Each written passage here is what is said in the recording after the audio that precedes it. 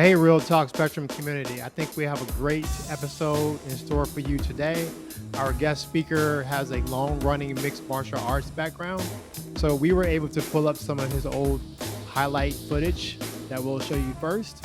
And then we will navigate a great conversation that spans self-defense for kids, mixed martial arts, and being Black in the IT industry. I hope you enjoy it. Check it out, and thanks for watching.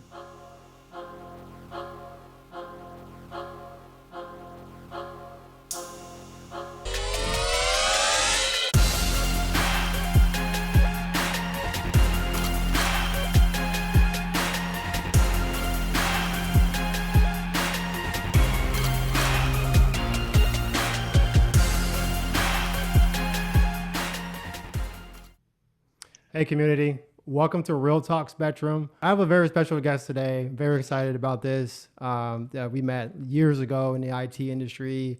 And let me just go ahead and introduce him. I just want to get it started. I have a man here named LeVon, the main man or the hit man. Regardless of what you want to call him, you don't want to piss him off. Maynard, it's good to see you. Thanks for your time. I know you're busy, so appreciate it. Man, I'm always here for you, man. Anytime you need me, I'm here for you, brother. Appreciate it, man. All right, let's start with the rapid fire, get to know you type question. So I already covered your name. Can you tell us like where you're from? Absolutely, yeah. So I'm from. Well, I was born on the East Coast in the Maryland area, but I'm currently residing in Las Vegas, Nevada. Actually moved out here with my wife, who's in the Air Force. She got stationed out this way, so that kind of brought us out here, and been enjoying it, trying to stay cool, but it's been pretty hot lately. But yeah, that's where I started. That's where I'm at right now. Awesome, and we continue to thank her for her service as well. I appreciate that.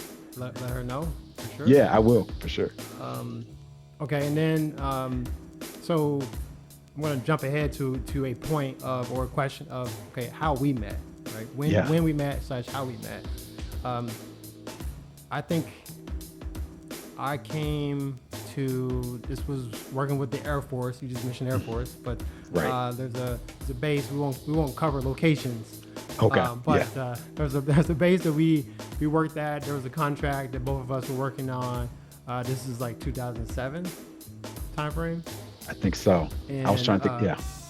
We met there, and just from what I remember, just immediate chemistry. I remember him being younger. I don't know how much younger. Younger and very inspired, right? You were very motivated. You were also, not everybody knew this, but while you were doing the IT thing full time, you were also pursuing a career in MMA at the same time, mixed martial arts. So that's how we met and just stayed in touch like throughout the years. We went to, we were at the same, dime a dozen subcontractor, or actually we were at different dime a dozen contractors, but we eventually, both of us, eventually got a job at Microsoft, which I think you're still there today. Yes, sir. Yeah. Awesome. So how long have you been at Microsoft? Then I'll cut back to the MMA topic. Yeah, sure. Yeah, I've been with Microsoft for 8 years now. Started back in 2016. Awesome. Okay, yeah. We'll come back to the IT part. I do want to circle back to the MMA career. So, a couple of things there. Like one, how did you get started in that? And then secondly, and I'll remind you if you get lost, how did you kind of balance that? Like, what did you, it seemed to me like you really wanted to pursue the MMA career, but just in case it didn't really take off the way you wanted to, IT was the backdrop. But that's my read. Let us know how you guys started and how you were able to kind of, what was your approach in terms of pursuing those two different fields? Yeah, that's a great point, and you have it spot on. So I've always been really dedicated to martial arts throughout my life. Started as a youngster. I think I was maybe 8 or 9 when I started doing martial arts like karate. I did a lot of the traditional martial arts styles: karate, kung fu, Taekwondo. Started getting into Muay Thai, and then I started doing some Brazilian Jiu-Jitsu, and then some wrestling and boxing, and some other things like that. Did some Filipino, Kali stick fighting type stuff. So I got into all that kind of stuff. I was really big into martial arts. I'm still am. But as I got older, I started seeing, MMA started becoming a bigger thing. Obviously, UFC 1 came out like in, I think it was like 93, when Hoist Gracie was he's talking to town, he's submitting people left and right. Yeah. And of course, that piqued my interest, over time. I was like, oh man, and UFC started building up, and then MMA started to get more popular. They had local shows here and there. And I was like, man, I really want to do this. And so I found a local gym, and kind of a short, funny story. I started at the gym. I was there for maybe like a month, and I was like, hey, I want to fight. And the instructor there was like, hey, I'm not sure about this. This is pretty quick. We just started training, and I didn't really have any ground game or anything like that. But I just hopped into the cage, or it was a ring at the time, almost like a boxing ring, but doing MMA. I hopped into the ring, and then I knocked the guy out in the first round. So it worked out pretty well for me in that one. But kind of circling back around, where you say trying to balance all that with the work, that was a big thing for me too. That's kind of difficult over the years, but I still had a pretty good balance. It wasn't, I'd say difficult, but it wasn't like I had a good routine down, and the job actually helped me out a bit with my schedule, because I was able to train in the morning, like in the morning time. I had a nice community. We had like a community pool. I would either swim laps, or I'd do some kind of sprints around the neighborhood, and kind of do my morning cardio. And then I go to work. And then when I got out of work, I'll go straight to the dojo, do some training, do some, either sparring, working technique, grappling, all this kind of stuff. And then, head home and take a shower and go to sleep, and kind of do that routine pretty much 5 days a week. And then Saturdays I'd train in the morning, and then I take the rest of the weekend off. But that was like my regular routine when I was getting ready for a fight. But yeah, it was kind of difficult, but it worked out well for me. I had a good career. I'm kind of like semi-retired. I always think about like, it'd be kind of fun to hop in the cage one more time. But I think right now I'm kind of, leaving that to the side for now. But I think that's a little bit about my journey so far. Awesome. And I remember you studying multiple disciplines, but I didn't remember that many, and I didn't remember it for that long. So that's really good to know. Yeah.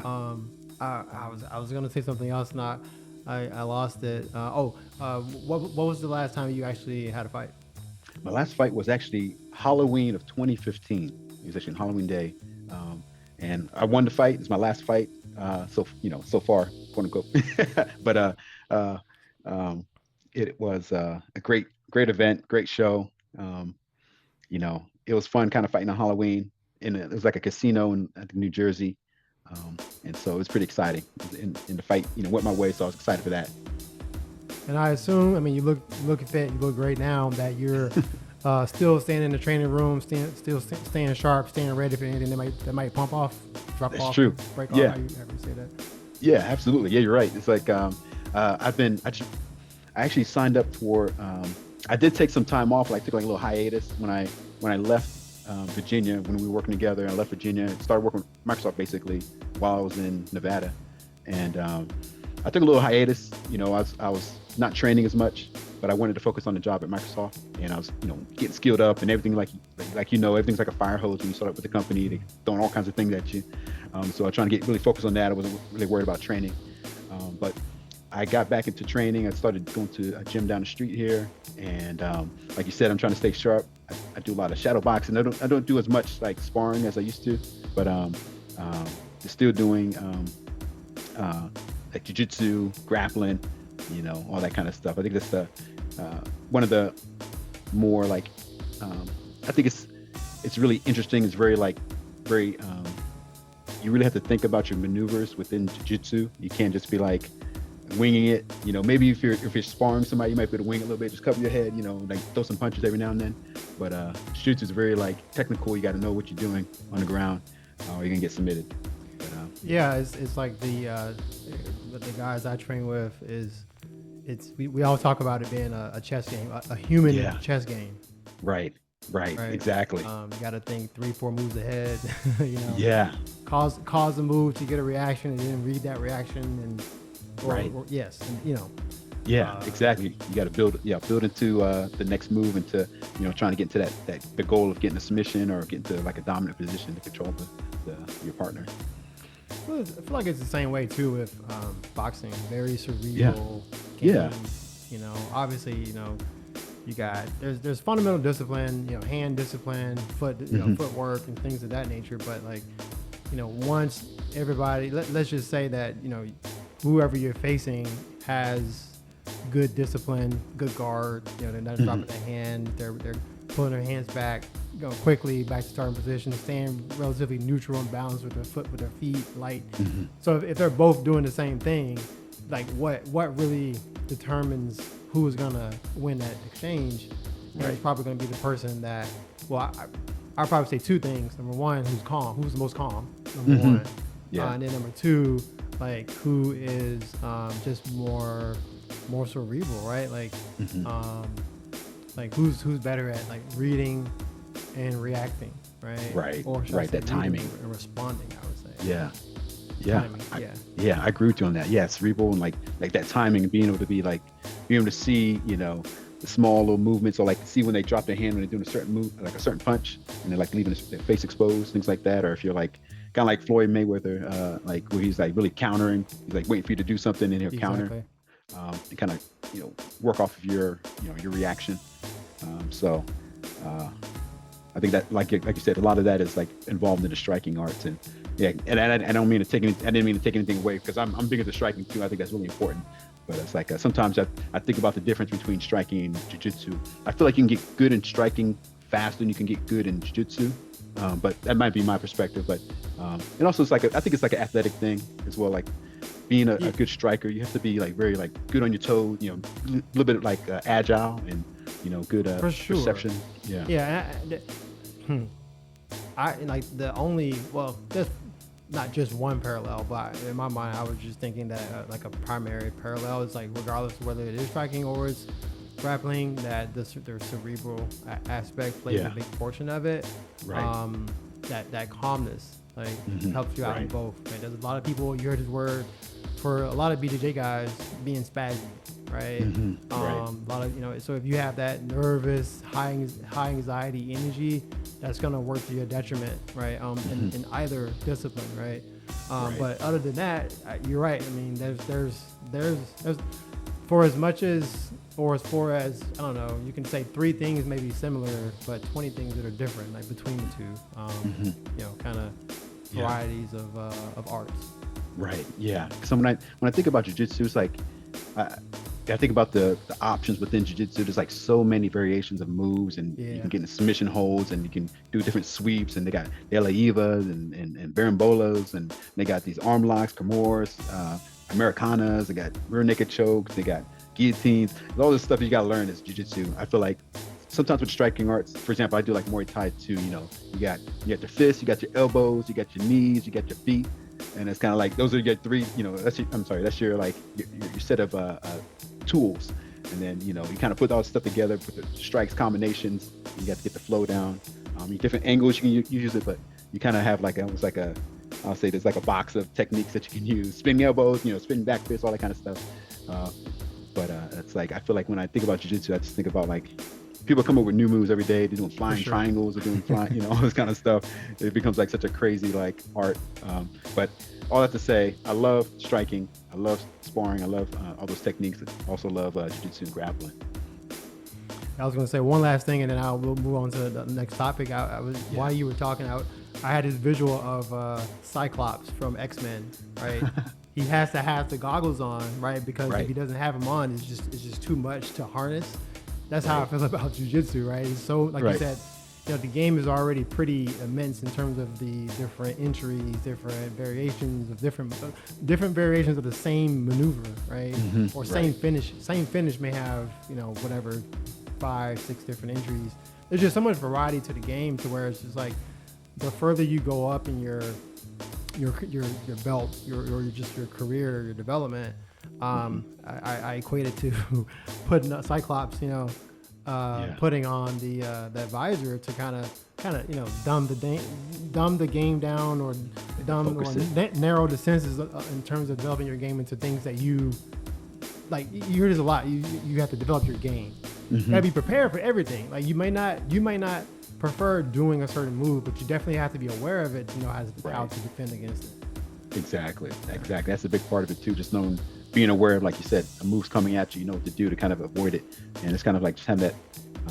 And some things that, generally speaking, you can use, you can use a broad, like, hey, keep your base, or like, don't leave like one arm in, one arm out, it's always gonna be like two arms in, two arms out, so you don't get triangled, things like that. Some of the basic things that you kind of, no matter what kind of a triangle they throw at you, whatever angle it is, just kind of realize like, hey, I need to make sure both my arms are either inside between the legs, or both arms are out, so they're not getting put in a bad position.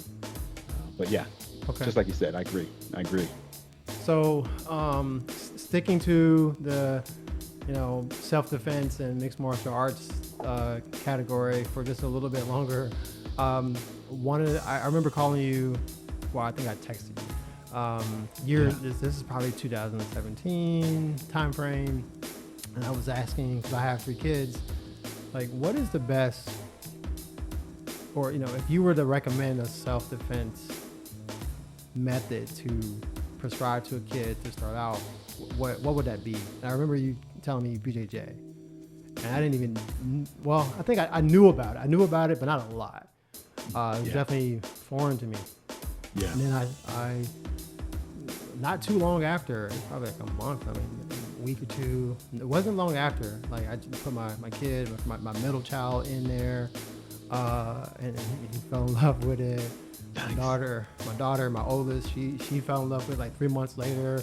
And I signed up, the wife signed up, and we got our little one in there. He was, I don't know, 2 or 3. He was a little young, so they had the little, they developed eventually they ended up developing a little like TOTS kind of class for them. But like at one point, the whole family was on the mat.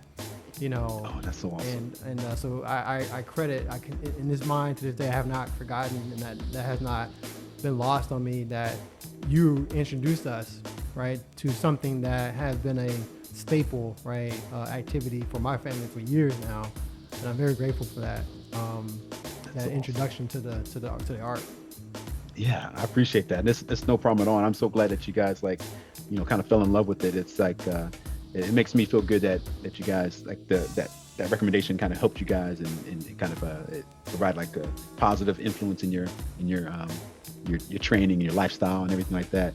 Because like you said, at the time when you asked me that, I was trying to think about, if I had I don't have any children, so if I had a child, what would I want them to do starting out for martial arts? And I think BJJ is like a great foundation. Like, and I know we talked about it before, but I love striking as well. Like, I think I had a conversation about this with somebody in class today too, just talking about, it's good to know the striking, because jiu-jitsu is great 100%, but sometimes we don't think about getting hit. And like, if we're using it for self-defense, obviously, training is a whole different thing, going to class and grappling. But if we're using it in the streets, or we have to defend ourselves, we may not want to be pulling guard or falling to our back in the streets. We want to be able to like strike, and if the fight ends up on the ground, then we know what to do there. Whether we're on top or we're on our back, we'll be able to like, assess the situation, get out of there. But we're also like being able to avoid the strikes that you're on their back, or if you're on top of them, being able to cover or land strikes that you need to make sure that they're not, causing a danger to yourself or others. But but nonetheless, I love that you're doing BJJ. I think it's it seems so popular nowadays. Like, it seems like any town you go to, there's there's like hundreds of BJJ schools like popping up, and it's like I feel like it's, to me, just observing the scenery, it seems like it's more popular than traditional like karate, Taekwondo. I don't see as many of those studios as I used to. Maybe when I was coming up as a youngster, it seems like BJJ is really kind of blowing up. So it's like kind of easy to find one no matter where you're at. Definitely. And then would you stop there? I'll like my kids. We were lucky. We the place that we trained at also had a boxing instructor as well. He was certified. Nice. I don't mean just like paper certified. He was street certified. He was competition certified. etc. Nice. But we also added that, and I felt like the combination of jiu-jitsu and boxing, at least, is there's a lot of different arguments on which two you pair together, wrestling and boxing, or wrestling and Muay Thai, or BJJ and Muay Thai. A lot of different combinations, but I would just say that I feel like in general the combination of some type of grappling and some type of striking is like where you want to be ultimately, and Right. preferably, what I would say is like an art where in practice even they're getting touched, right? Not Right. hard, but but you the realistic nature of knowing how to avoid or defend punches and kicks and whatever coming at you is a skill. I say it's a skill, because if you have to learn how to. Oh, you get hit in the eye, like you can't sit there and rub your eye for 30 seconds. You gotta be ready for the next thing that's coming, right? Right. So so today, like, would you still recommend starting with BJJ, but then adding some other striking to it as well? I think so. Yeah. I mean, and this is kind of going off the top of the head, but just thinking about it as we're talking, but like I say, like, as your kids like level up into jiu-jitsu, maybe they get to a certain degree, and I'm thinking maybe by the time they turn, because even I'm trying to think about just like off the cuff, but I think by the time they get closer to their blue belt range, or maybe if they're like I think like it was like yellow and orange, I guess you start getting a little bit more ranked up. But I say like do jiu-jitsu for a couple years, and then maybe start at the very least start adding some. By that point, you should start adding some striking into it at the very least, I think, so you can kind of get incorporated. Because once you start adding striking, especially striking on the ground, if you're doing anything that's close to MMA, you're gonna find that, hey, I can't do everything I used to do in jiu-jitsu just by itself without being worried about a punch coming. I was gonna change what I'm about to do because I'm trying to go for an armbar, and all of a sudden I get hit in the face, and that kind of like throws me off. So it's kind of like it really kind of changes things up. But I think the earlier the better. But at the very least, I think it's good to have that foundation ahead of time, because I think kids, when I watch kids that learn jiu-jitsu, and they become very like skilled, and they're very like they're able to able to handle themselves and manage like opposition. So like if somebody's coming at them and they're able to grab them and take them down, or like be kind of more aggressive and go for sweeps or whatever, and maybe get in a position where they don't even need to worry about punches. They're on top and they're kind of like just holding the guy, or like to get them in a choke or something like that. So just learning the jiu-jitsu by itself maybe well enough for any kind of confrontation in the streets, but it'd be good to have that little foundation that, hey, if I get hit here, I know what to do. I know how to defend myself.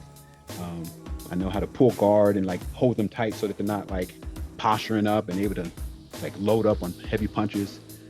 Little things like that. I think it's really helpful for people to know. And I definitely recommend, as soon as, early as possible, but I'd say even, after a couple of years, might be a good idea to start incorporating some of the strikes, even if it's just like, amongst yourselves as a family, like, hey, like, what would you do here if I started like throwing these punches, and I kind of think about it, and try to like incorporate into your game. It's like, hey, make sure you cover up, that you're ready in case somebody's like, as you're going for this arm bar, their other arm might be free. They might be trying to hit you. So make sure you have like other hand available to block, or, that little things like that. Just trying to kind of keep it in mind, because you don't want to be so complacent with jiu-jitsu, like, oh, I'm ultimate in jiu-jitsu, I tap out everybody left and right. And then all of a sudden somebody hits you in the face, and you're like, oh, I don't know what I'm doing anymore. Like I got like knocked out while I was, trying to do a Kimura or something. So we're going to move on to the other topic, which is kind of I would say, I don't know, you'd be hard pressed to find a podcast episode where you're talking about, IT and mixed martial arts together on the same video. So with that being said, so all right, the next thing I wanted to talk about is being black in IT. It's something that obviously you and I both have perspective on. I'll go first on this one, and just to say that I won't go into like. I keep it not too deep, right? So, but still relevant, still helpful, I think, hopefully. And so my experience is, and I've been in the IT industry for just over 23 years now, is just that, and looking at it from a 2024 perspective versus like year 2000, 2001, kind of, it's, and being black in it, what it used to be is I could, no matter what media I'm in, what facility I'm going to, it can be a table full of people, and there's 20 people, and I'm the only black person there. And that being said, I don't think my career growth, just speaking for me personally, has ever been stunted by that. I feel like, and I think one of the 2 videos I did like a year ago kind of talked about this, like what's the equalizer, right, in IT or in well, I'll just say in IT because that's the only profession I can speak of, but where like just what you know and your professionalism, your skills, how disciplined you are to the profession kind of propels you and defines like your limit and how far you can go in it. So as I look at 2024, to me it's the same. I go in the same rooms. It doesn't matter the contract, the project, the customer, who I'm working with, the ratios. And I will say that this is like a lot of it is in federal government. I will say that. I don't know how it looks in the commercial world or other sectors, but it's typically just, mostly, like it just in those arenas, like we're like one of 20 or whatever, right? But like I said, that the career hasn't been affected by that. So I was curious of what your thoughts is. That is it the same experience for you, or do you have a different story?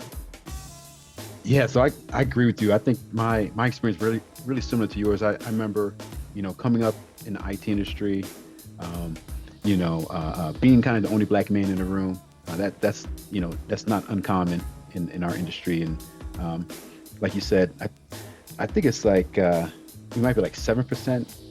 Well, it might be even lower than that, but there's a low percentage of black individuals in IT overall compared to maybe the Caucasian or maybe even Asian. Asians have a big footprint in IT in general. But my experience, I'd say, with my current employer with Microsoft has actually been very positive. I feel like they are definitely really focused on inclusive environments and kind of make a point to make sure that everybody's brought to the table.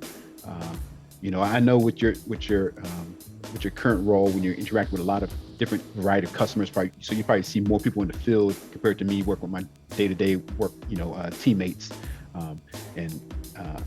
With my teammates, I feel like we have a pretty wide berth of individuals. So like we have women that I work with, we have like Asian, like Indian, or got people that are from like the Middle East that I've worked with, and people of color like myself, black individuals, black women. I have like teammates that are part of my team that actually are different groups like that. So I feel like I as a team I feel a little bit more included. I feel a little bit less like, oh, I'm the one black guy on the team. It's like what do they say, like the token guy or whatever. So I feel a little bit more included. But I definitely can imagine out in the field, I definitely see like in the commercial side of some other organizations. I think as you start going up the ladder too, it kind of gets a little bit less inclusive, or a little bit less like less diverse. Yeah. And I think maybe you're a little bit lower in the totem pole. People get out of school, the first job, maybe they're doing like a system admin or whatever they're doing, help desk. Maybe a bunch of people that look just like you in that same field. But as you start going up the ladder, you probably start seeing things kind of like trickle out a little bit. That's a very interesting point you or observation you made. So I was part of Microsoft. I did 12 years and left late 2021. So almost 3 years now to start my own company. And I didn't think about that until you said it. The being out in the field, seeing the less diversity out in the field as opposed to, working for a big tech company like Microsoft. Because even like before I left, I ran a team of 8 people, and I want to say it was 8. So if you include me as the manager, 9 people. And it was like between me, there was like four, like almost half the team black, right? And then you had 2 women in there as well. Like I want to say, like out of 9, it was two white. It was a really good mix of people, and I was actually very proud about that, especially.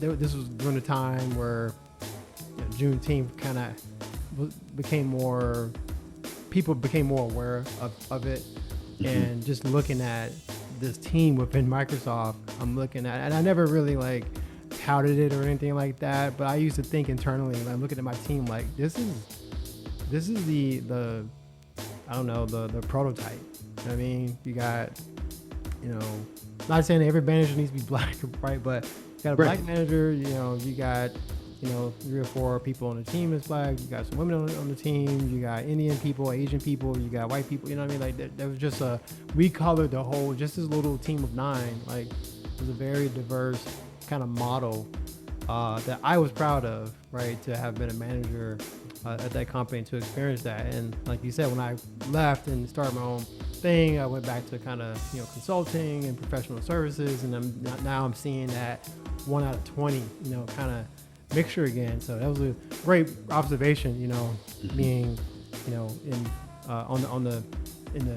the back room, so to say, in the engine room, so to say, as opposed to being on the field with the customers directly.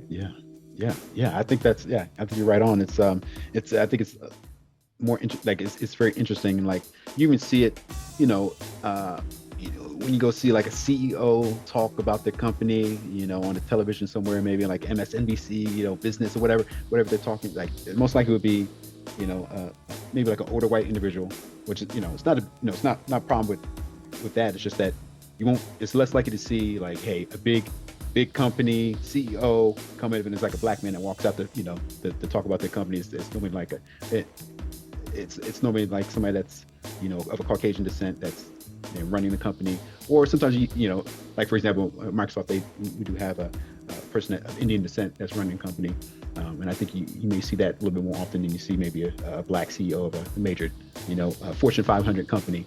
I don't know what the statistics are, but I'd be interested to know how many black individuals run one of the Fortune 500 companies that are in it. A question just occurred to me, and we can certainly edit it out if you're not comfortable, you know, answering this. You know, still, you know, working for big tech. Do you think that, you talk about the percentages earlier, it's like 7% or whatever, and I think I posted percentages in that video I did like a year ago. Do you think that the low percentage in IT is more due to just the lack of interest by our ethnic group for IT, or do you feel like companies aren't really doing enough to solicit, right, and I think that type of talent, you know, to the field? Yeah, and I have some thoughts, and I've thought about that before, and I think part of it is it can be a little bit of everything, but I think one big thing, and it's just me getting into Microsoft, like I think it's sometimes who you know, like people that work for the company will put in a good word for you, and oftentimes that's how you get your foot in the door. A lot of people that are working there already may be a non-color, you know, they're not black. They have a bunch of friends that, a lot of people typically hang out with a lot of people that look like them, or maybe from an area that has a lot of people that look like them.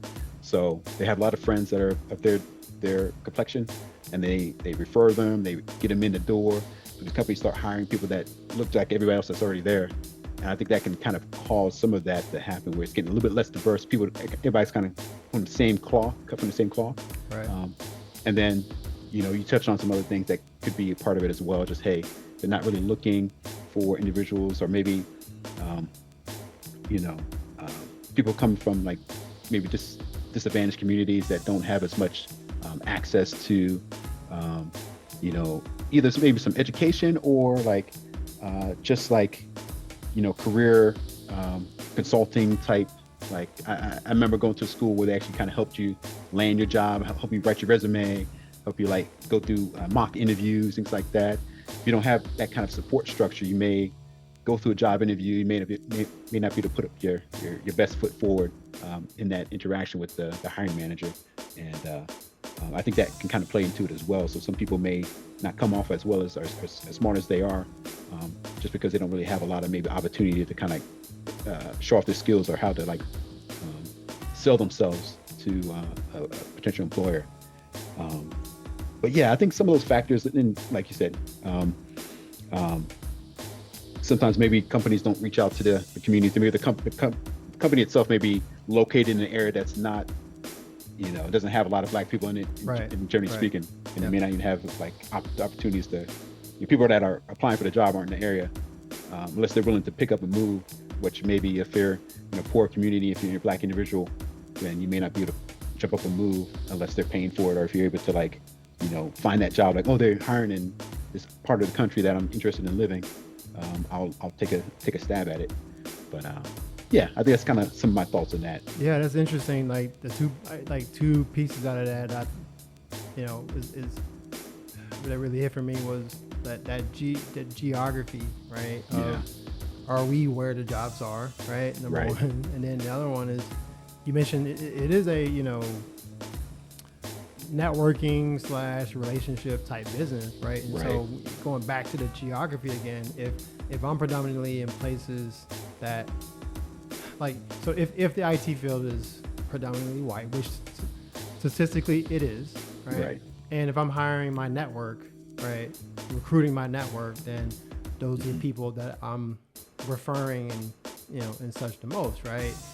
And so then it like becomes almost back to kind of one of my other kind of potential suggestions is that like, are we seeking them out, those type of jobs out a lot ourselves, right? And are willing to make those moves to those places where the jobs are, et cetera, or are we staying in those geographies where other types of fields are more, readily available, accessible, popular, etc. Right? So I think there's a lot of layers to it. I do feel that there's a lot of opportunity. I do feel that companies like Microsoft, I'm not going to even generalize it. All I can say is Microsoft, because I haven't worked at Google and Amazon, Salesforce, all these other companies, but I do feel that Microsoft, like the opportunity is there and that they are inviting and that they are inclusive. But I just think that it's not that simple, of a thing like the things we just pointed out potentially. I agree, and I think that, and of course, like we're talking about some of the stuff that's more like, I don't know how to say it, like it's not the non-racist part of it really. Like we're talking about just kind of the factors that may play into it, but there are, we do have to count in like there may be some racist people out there that see a name on a resume that looks like, hey, Tyrone, Williams or something like that. They're like, I don't know, sure. You kind of put that to the side, or like they're not really like as interested in that resume as they see like, Brian Smith or something, or some other like.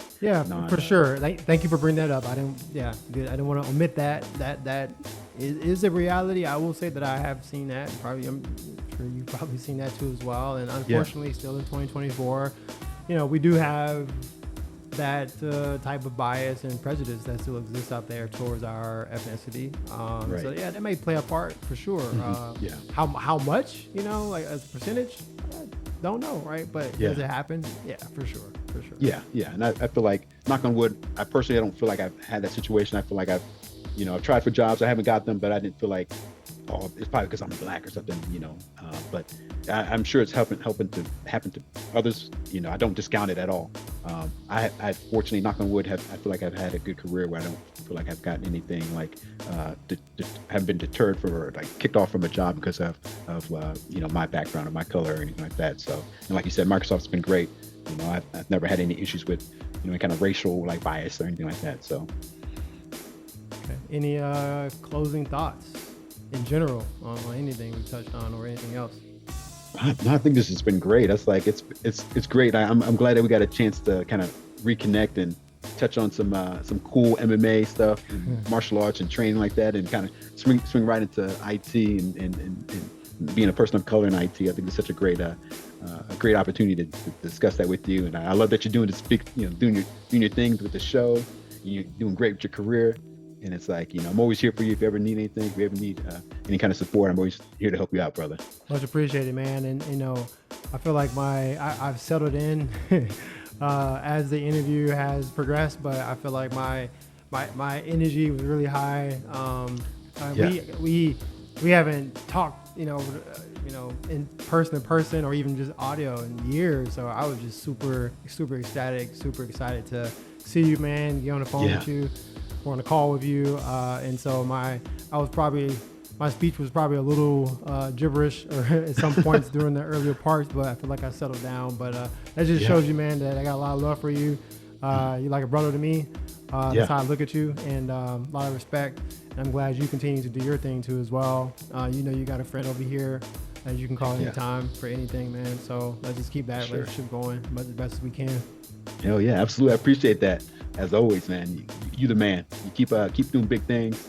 I still remember all the pictures you sent or you showed me for your weightlifting or your bodybuilding. Yeah. You looking like a beast. Trying to get up to you. That's what that motivated me back in the day. I was like, oh damn, I gotta get like Bernie. Long time ago, man. Long time ago. I know, for right? sure.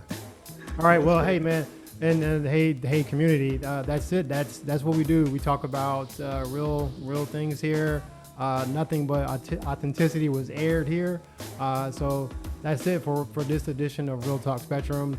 We'll see you next time, guys. Thanks a lot. Take care.